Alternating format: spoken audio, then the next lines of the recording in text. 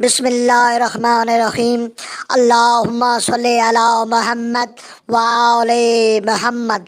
آج کا ہمارا سبق ہے آب زمزم، نہر فرات اور عام پانی کی فضیلت۔ فرامین اہل بیت علیہ السلام کے مطابق کتاب تہذیب الاسلام، علامہ مجلسی رحمۃ اللہ علیہ۔ پانی کی فضیلت و اس کے قسمیں۔ روایات میں ہے کہ وارد ہے کہ دنیا اور آخرت میں سب سے بہتر پانی پینے کی چیز ہے۔ حضرت امام جعفر صادق علیہ السلام سے منقول ہے، جو شخص دنیا کے پانی سے معزوز و متلذذ ہو، یعنی فائدہ اٹھائے یا مزہ لے، اس کو اللہ رب العزت شرابہ بہشت، جس کو شراب طیور بھی کہا جاتا ہے، سے متلذذ کرے گا، یعنی لطف اٹھائے گا، مزہ عطا فرمائے گا۔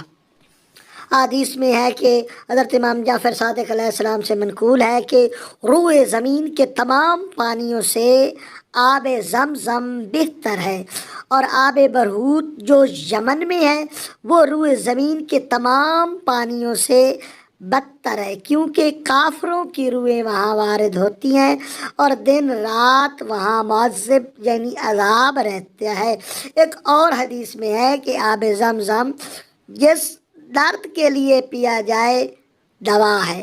حضرت امام جعفر صادق علیہ السلام نے فرمایا کہ آب زمزم ہر مرض کے لیے شفا ہے۔ ایک اور روایات میں ہے کہ جس مطلب کے لیے پیا جائے وہ مطلب حاصل ہوتا ہے۔ حضرت امام علی علیہ السلام نے فرمایا کہ میہ کا پانی پیو کہ وہ بدن کو پاک کر دیتا ہے، یعنی بارش کا پانی، اور بیماریوں اور دردوں کو بدن سے نکال دیتا ہے۔ یہ جو بارش کا پانی عام پانی ہے، اسی پانی کی بات کی جا رہی ہے کہ اس کے پینے سے بیماریاں اور درد کو بہتری ہو جاتی ہے۔ ایک اور حدیث میں ہے کہ ایک شخص ہمارے دوستوں میں سے مولا فرما رہے حضرت امام جعفر صادق علیہ السلام مکہ معظمہ میں بیمار ہو گیا۔ میں نے حضرت امام جعفر صادق علیہ السلام کی خدمت میں جا کر اس کا حال عرض کیا۔ وہ راوی کہتا ہے کہ آپ نے فرمایا کہ اگر میں تمہاری جگہ وہاں پر ہوتا تو اسے خانہ کعبہ کے پرنالے کا پانی پلاتا۔ اس نے کہا کہ پانی کی تلاش کی میں نے، لیکن مگر نہ ملا۔ اتفاق سے ایک بادل کا ٹکڑا آیا، گرجا، چمکا اور میہ برسا، تو میں نے ایک پیالہ پانی کا بھرا۔ بیمار کا پانی کے وہ پیالہ پینا ہی تھا کہ آرام ہو گیا۔ یعنی خانہ کعبہ کے پرنالے کی پانی کی فضیلت مولا صادق آل محمد فرما رہے ہیں۔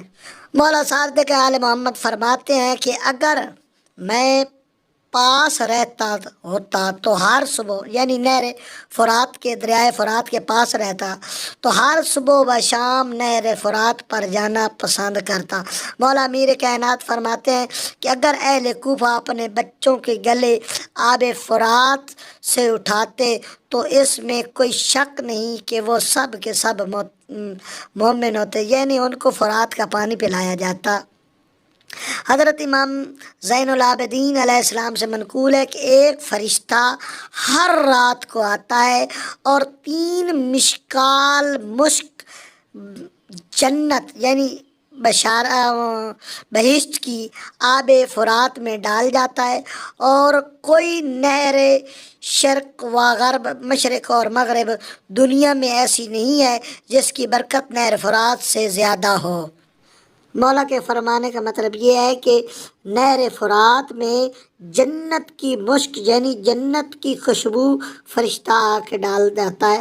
اس لیے ابن ابی تیفور طبیب سے منقول ہے کہ حضرت امام موسیٰ کاظم علیہ السلام کی خدمت میں گیا اور ان حضرات سے زیادہ پانی پینے کو منع کیا، تو آپ نے فرمایا کہ پانی پینا کسی طرح برا نہیں ہے، طعام کو معدے میں ہضم کرتا ہے، غصے کو کم کرتا ہے، عقل کو بڑھاتا ہے، صفرا کو گھٹاتا ہے۔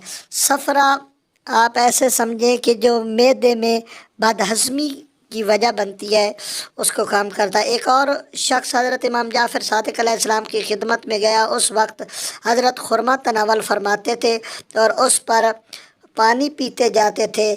اس نے عرض کیا کہ اگر آپ خرمے کے بعد پانی نہ پیے تو بہتر ہے۔ ارشاد فرمایا کہ میں خرما کھاتا ہی اس لیے ہوں کہ پانی کا ذائقہ اچھا معلوم ہو۔